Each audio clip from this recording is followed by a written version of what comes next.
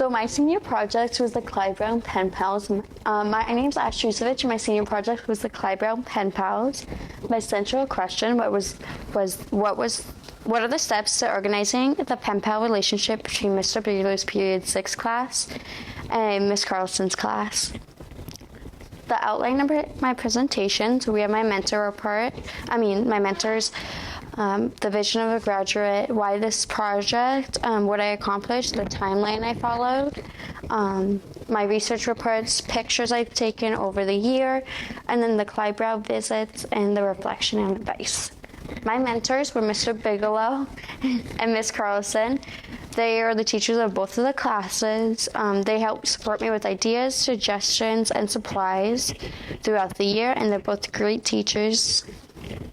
For my vision of a graduate, I was able to communicate successfully through emails and letters with the students and the teachers. I had to email Ms. Carlson and Mr. Bigelow to get everything organized, and then collaboration. I was able to organize out and create activities that all the students would love and have fun with, and critical thinking. We had to overcome setbacks, challenging mostly timing issues and a lot of absences between the different classes, and then character. I was able to interact with the students in the classes with empathy and compassion. I helped the students when they were struggling, or if my class needed ideas on how to write the letters. Why I chose this project? I chose it because I love working with kids. It was a fun, a good learning experience. It was consistent, and I didn't have to plan an event. It was extremely rewarding for both sides. A lot of the kids told me that they had a lot of fun with it, and my class did too. And it encouraged students to enjoy reading and writing while having fun. What I hope to accomplish: build social and communication skills, create relationships and fun memories, send at least 4 letters back and forth, and learn better leadership skills, and have my Period 6 class go over to CFB at least 2 times, and have CFB come to Millis High School once. So for my timeline, I followed, for the first thing I was able to do, I was established my goals, which was figuring out dates, finding pairs, and finding a mentor. Then we had to write the letters. So we wrote about, I think, 8 or so letters, and then we were able to make connections between my class and the pen pals. And then we visit the CFB, and the kids came to MHS High School, and we created a lot of fun activities. And then obviously right now for the presentation and showing it to the community. So I went over in the early fall time, about 3 or 4 times to get to know the students and figure out what type of personalities they were. And after about the 4th time, I was able to create the pen pals. And here's the list. For an example, I had 2 pen pals. Some kids only had 1. Like Matthew had David, and Anya had Angela. And then this is a list that Ms. Carlson made for her class so that everybody would be able to remember their pen pals. The history of the pen pals throughout the year, it's been going on for 11 years, Ms. Carlson and Mr. Bigelow. Usually it's a former student and Ms. Carlson. It's Mr. Bigelow's favorite senior project, and they've done it through COVID, and they had to do it online doing visits. During the fall, we made pumpkins, ghosts, and colored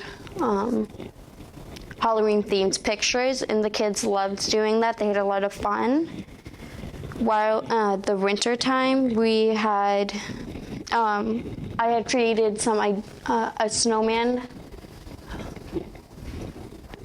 snowman activity for the kids to do. They cut off a piece of paper, and then they cut it out their snowman and glued on cotton balls. And as you can see, all the different groups were doing it, and they were having a lot of fun. During the spring, we did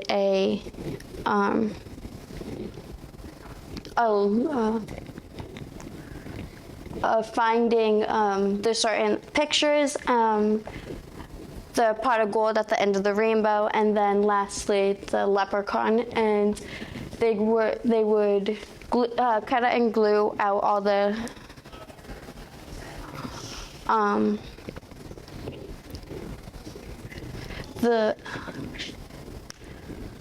they cut and glued the rainbow and the pot of gold at the end, and as you can see, all the groups were having a lot of fun with it, and they looked like they were having so how to organize pen pal relationships was my first research report. The main thing that I took out of it was make changes as you grow, and we had to do that a lot through timing changes, absences, and all of that, and then growing and adapting throughout the project. And then lastly, we had to make the project meaningful and special to all the people involved, my class and the elementary class. It seemed like that went successfully. They all loved it, and I kept hearing that the elementary kids wanted to keep coming back over and seeing our class. So for what makes a good teacher? These are two main teachers from an elementary school show and a movie, Freedom Writers and the Magic School Bus. They both were great teachers. Miss Frizzle said, takes chances, make mistakes, and get messy. I realized if you can change a classroom, you can change a community. And if you can make if you change enough communities, you can change the world, Miss Corwin said. What was your teacher, the teacher that made you feel special or like you mattered? What did they have?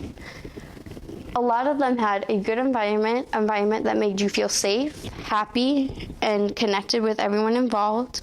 They had empathy, patience, and adaptability. Adaptability is probably the most important, so that you can change on the fly when things don't go exactly how you plan them to go, because life happens and not everything's going to go exactly how you plan, of course.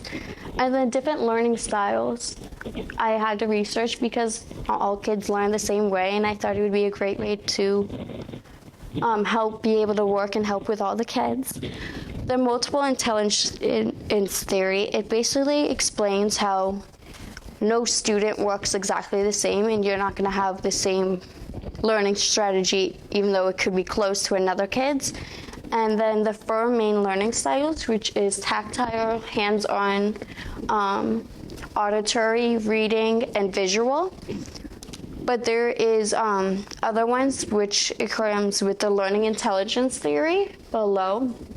But also some kids might have learning disabilities that takes them lets them learn a little bit differently than others. It could be with reading. They might be learning English for the first time, math skills. So that was all important to learn and develop throughout this. Working with kids with special needs and learning disabilities is a great way to help everybody involved, because not only in this class I worked with kids, but in Miss Copisa's class, we had to work with a lot of kids, and some of them had learning disabilities, and I wanted to be able to help all of the kids involved. So it was important that we were patient and clear about the boundaries and rules that we had throughout the year, and using a strength-based approach. It's focusing on the good, the positive, instead of looking at the negative things that they could have done or things that they could have done better. Receiving letters was a big day in my class, at least. I heard it was all the kids loved having the letters come in. This is a letter I got from one of my pen pals, and then over there is the packet that we put our letters in to send them back and forth. In our class, we called it Letter Day. It was always a fun day. In our class, we would share and compare our letters and see the different drawings and what the kids said. And then a majority of my class saved their letters and kept the letters and throughout the year. Emailing communication with Miss Carlson. I had to do that a lot this year because I needed to organize letter dates, visits for me to come over, whole class visits, and for when they came over at the end of the year. So here are some emails I had sent throughout the year. This was when CFB came to the high school. As you can see over there, a lot of the kids were smiling, and we got to bring them into the gym, and they were able to play basketball. And then they had a lot of fun with that. A lot of the kids were running around, making connections with other kids and different pen pals that they didn't get to talk to or write letters to at the beginning of the year. And then during my senior exhibition, I have several people saying, I had one person in particular, I won't remember who it was, he said, "You're the one who was running this, and I remember doing this when I was a kid, and I loved it," so I thought that was amazing. I put all the pictures that I had at the moment of my students from Miss Carlson's class. Things that I thought went well was we made 4 class visits to see if 3 class visits to CFB. CFB made 1 visit to Millis High School, and then we wrote over 10 letters, or just about 10 letters. The pen pals were well matched. Students from both sides were able to make connections and gain a lot from this experience. And the kids told me that they had a lot of fun when I came over and when they saw the high school list. Things that could have gone better: absences on the day of writing letters or having visits, delays in writing letters, so it took us longer to send out the letters. Some high school students wrote shorter letters than others did in replies to what the elementary kids did. And then at the end of the year, I did kind of let it get to me, so I was a bit slower when sending out the letters, and I think that whoever does this next year should really stay on top of the end of the year because it's easy to let it get to you. And then I wish I sent an email a day or 2 before to Ms. Carlson to let her key her in and with everything involved. What I learned: time management over a longer period of time, how to set up activities for a larger group, and lastly, better problem-solving skills. The impact was everybody loved it. The high school and Cardiff Brown kids had a lot of fun, and the kids were excited to see the seniors at the end. I want to thank Mr. Bigelow, Ms. Carlson, my period 6 class, and Ms. Carlson's whole class. So thank you guys. Do you guys have any questions?